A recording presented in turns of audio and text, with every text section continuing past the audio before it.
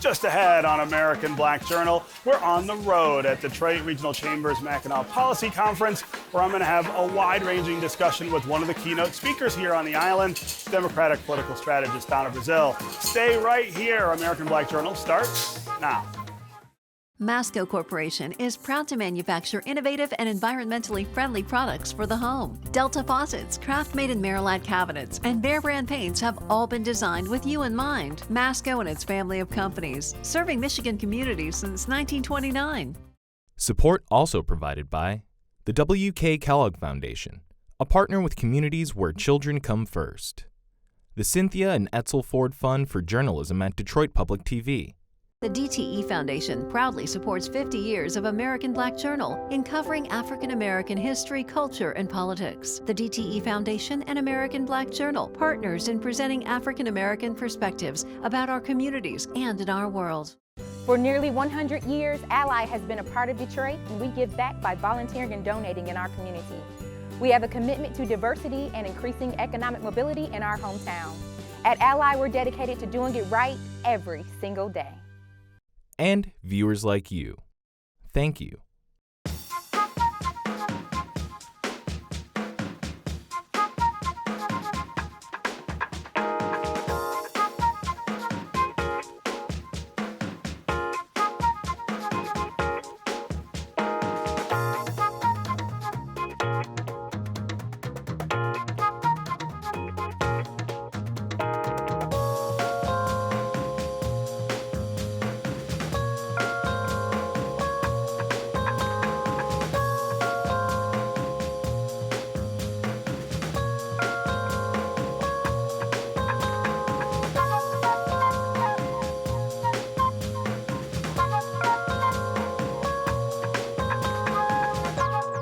Welcome to American Black Journal. I'm Stephen Henderson. We're at the Grand Hotel on Mackinac Island for the Detroit Regional Chamber's annual Mackinac Policy Conference. My guests led a discussion at the conference about our nation's current and future political landscape. I'd like to welcome Fox News contributor and veteran Democratic political strategist Donna Brazile to American Black Journal. Thanks for joining me. Great to see you. All right, so let's start here. It's still hard for me to get my mouth around that phrase, Fox News contributor Donna Brazile. It may be hard for you to get your mind around that phrase too, but tell me why you made that decision and why that makes sense in the political landscape. Well, since 2001, I've been a television pundit on CNN, ABC, and right after I left the Democratic Party, I went back to teaching at Georgetown. I started appearing on Fox. I started appearing on MSNBC. I went back to ABC on Sundays, and I said, you know what? Why not Fox? I wanted to be on a network that would allow me, because I am a TV pundit with a partisan point of view, and I felt like, you know what? I want to listen to those who I might not hear from as a Democrat. I want to learn from them so that we won't make the same mistakes we made in 2016 when it comes to reaching out to what I call middle-of-the-road voters. So it was a calculated decision, but more importantly, I found myself going on Fox, whether it was appearing on The Five or America's Newsroom, and I'm like, you know what? There's no difference, because I can talk to journalists about the news of the day. Yeah. Talking to those people who we don't always talk with, reaching out to people that we disagree with, that's been one of the things I think Democrats in particular have learned is pretty important since 2016. It's also really difficult in this climate, I feel. Right. There's way more mistrust than there has been in the recent past. You know, we have found ourselves in the country, and we like our blue team, we like our red team, but there's a large number of people who belong in the purple team. They're the Americans who are non-affiliated with the Democratic Party or the Republican Party. They see themselves as independent of the political process. And so I think it's important to reach them wherever they are. If they're watching Fox, we should reach them. If they're watching CNN, we should reach them. MSNBC, we should reach them. We should reach people where they are and not necessarily tell them to come to us. We need to go to those voters. So what's the feedback been from Fox News viewers since you've been there? Well, and the initial feedback was shock and What are you doing here? Yeah, right? who are you? Take it back. No. It's you know, I'm really grateful to the team at Fox. I wrote a column before I appeared so that people understood why I was coming on the network. And I've had a great experience so far. Knock on whatever this is. Yeah, we'll see how that goes in 2020, right? Well, things heat up again. Well, the funny thing is that Lou Dobbs and I know each other from our time on CNN. Yeah. Tucker Carlson and I know our time on CNN. I've known Laurie Ingraham for a long time, and so even Sean Hannity and I, we've knocked heads sometime, but you know what? We have a respectful conversation. So, and Dana Perino and I got to know each other during the Bush administration in the aftermath of Hurricane Katrina. So I find myself, I met some new people that I'm like, ooh, who are you? But it's great. Yeah. In fact, I just recorded a song with my colleagues on the Five. Oh, you did? We went down to Nashville and we recorded a country song. You want to know the title? Shut Up About Politics. Oh, see, right? That's right. Let's talk about something else, right? John Rice, a famous country singer, he put the music to it, helped us with the lyrics, and hopefully it'll be a hit. Yeah, right. So let's talk about the current political climate. You're somebody, as you point out, who has been around long enough to know the difference between now and before, but I'm really curious what you make of where we are with this president, with his approach to the presidency, and his approach to the dialogue that takes place between Americans, which he's really interested in. He's interested in pushing it in a direction we've never seen a president, at least a modern president, do the same thing. 2016 really will go down in history as a year that we broke the rules. I mean, we've never seen a presidential season like we did in 2016. Donald Trump was a quintessential outsider. He ran against the Republican establishment. He emerged as the front runner and then the nominee of the party. But he has governed as a president who essentially tunes in response to his base, not the majority of American people. While many Americans thought that once he got in the White House that he would pivot to try to serve all of the American people. And I'm not saying that he's not trying to serve us, but I'm saying the service and the message that he provides each and every day is to keep his base, very, if you want to call it entertained, if you want to call him energized, if you want to call him inspired. But, Trump, who I do believe at this point should be much higher in the polls given the economy, remains underwater, I believe, because he has failed to really try to unify the American people. So he's gone into his re-election mode, probably in the worst shape of any president seeking a second term. But we do know from history that presidents often win second term. So with very few exceptions, and the most recent one, of course, being George Herbert Walker Bush when Bill Clinton defeated him, and of course Jimmy Carter and Ronald Reagan. So we'll see what happens in 2020. So one of the things that has concerned me about this administration, and I spent 5 terms covering the Supreme Court in Washington and sort of getting to know how things work there. There's a professionalization of the staffs that serve presidents that keep them from some of these excesses, right? I feel like that's not happening in quite the same way with the Trump administration, and that explains some of the things that we continue to see that might have been written off as kind of rookie mistakes in his first couple of years. Do you see that changing at all in Washington? Is this staff getting better at managing this president and this presidency?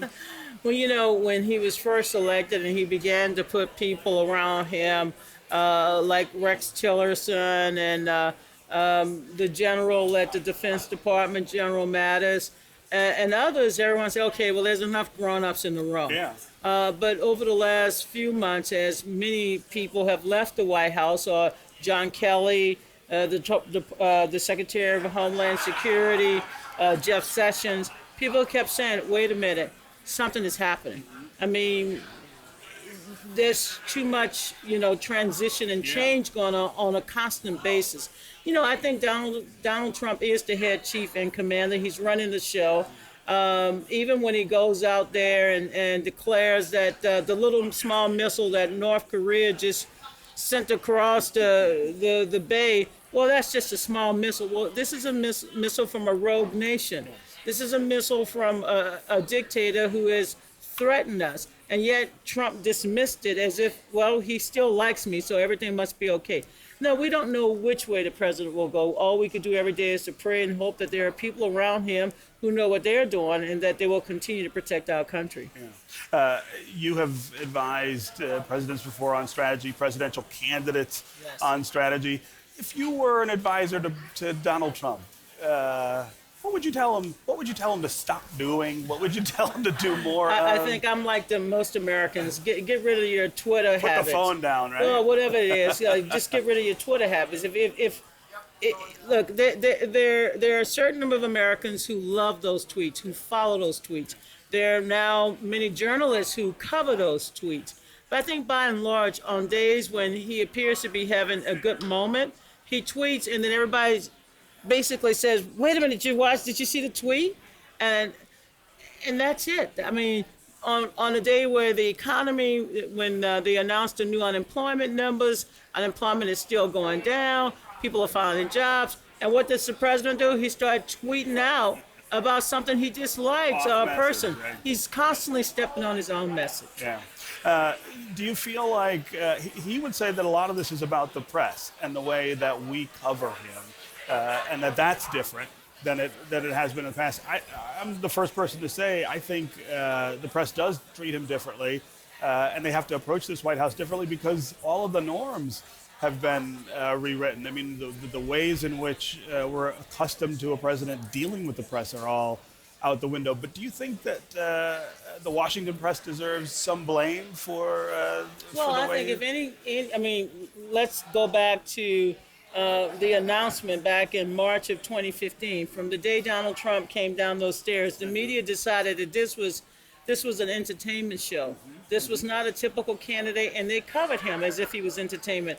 And they, in fact, many news outlets hired people who knew Trump so that they could talk about Trump. So there's been a Trump effect on the media. There's been a Trump effect on what I like to call our electorate. There's been a Trump effect internationally. So I think Donald Trump has accomplished one goal. He has put his name on just about everything he touches. Unfortunately, it's not always in his best interest or the country's best interest to have his name on everything.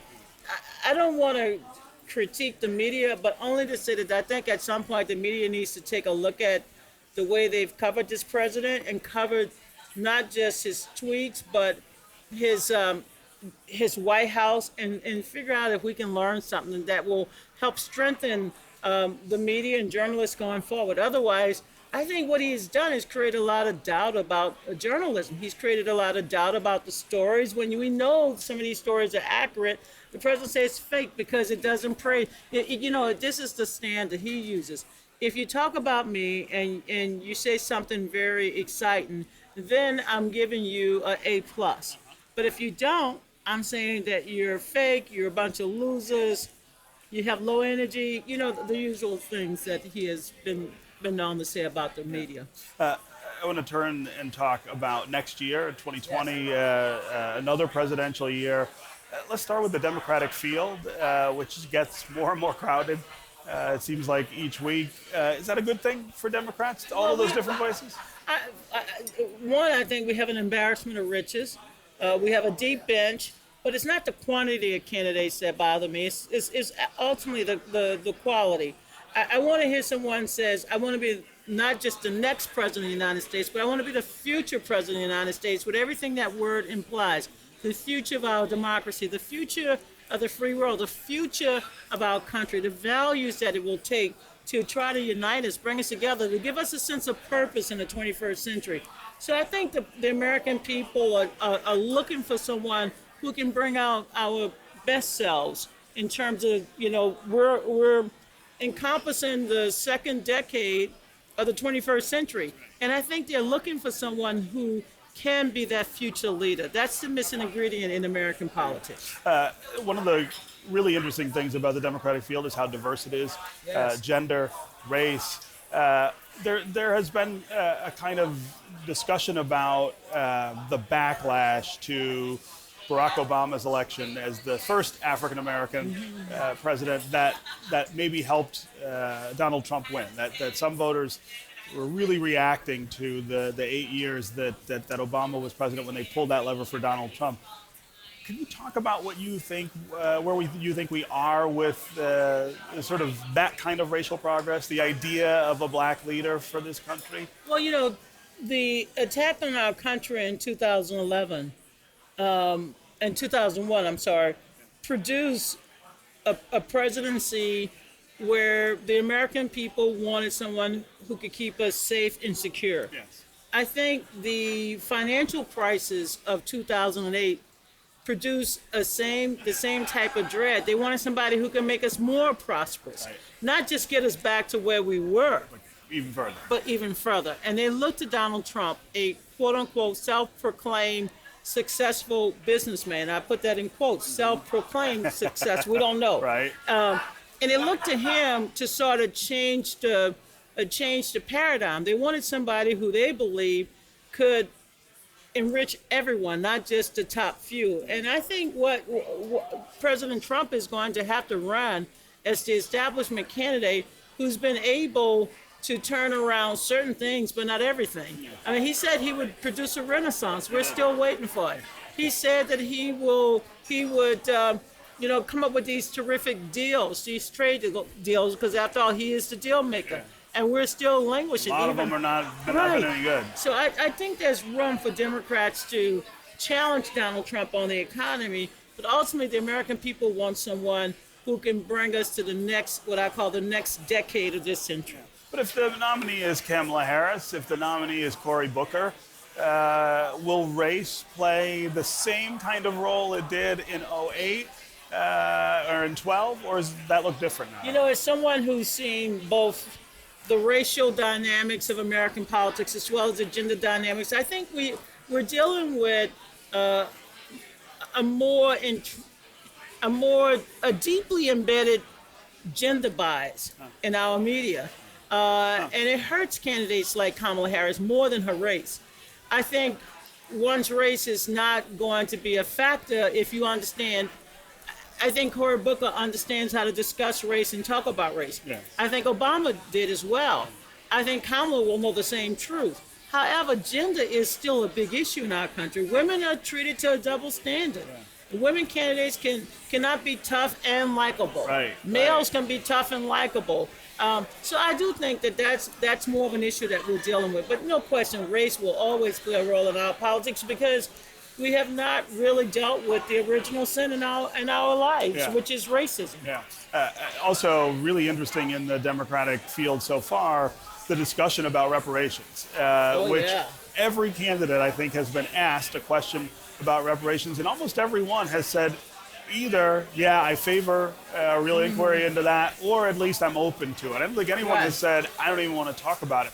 That's a real difference between now and just 4 or 8 years ago. Well, it's been a part of our platform at the Democratic Party. Right. It's been part of the legislative process for the last 40, 50 years.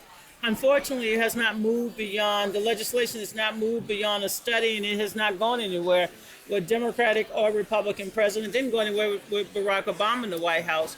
So I still believe the idea of reparations is a policy goal that we need to continue to flesh out. Yeah. At the same time, when you say that word, reparations, there are a lot of people who the hair stands up on the back of their neck, or they get sick in their gut. I mean, it's still a very difficult thing for a lot of white America to get their minds around it. Because I think many white people believe that this is black people asking to take something from white people. That's not the fact. We're trying to, what I believe reparations is to make sure that we level the playing field so that no matter where you come from, what background you have, you don't have to deal with the systemic penalties that have come with race. For example, my parents are both, like I am, a descendant of slaves.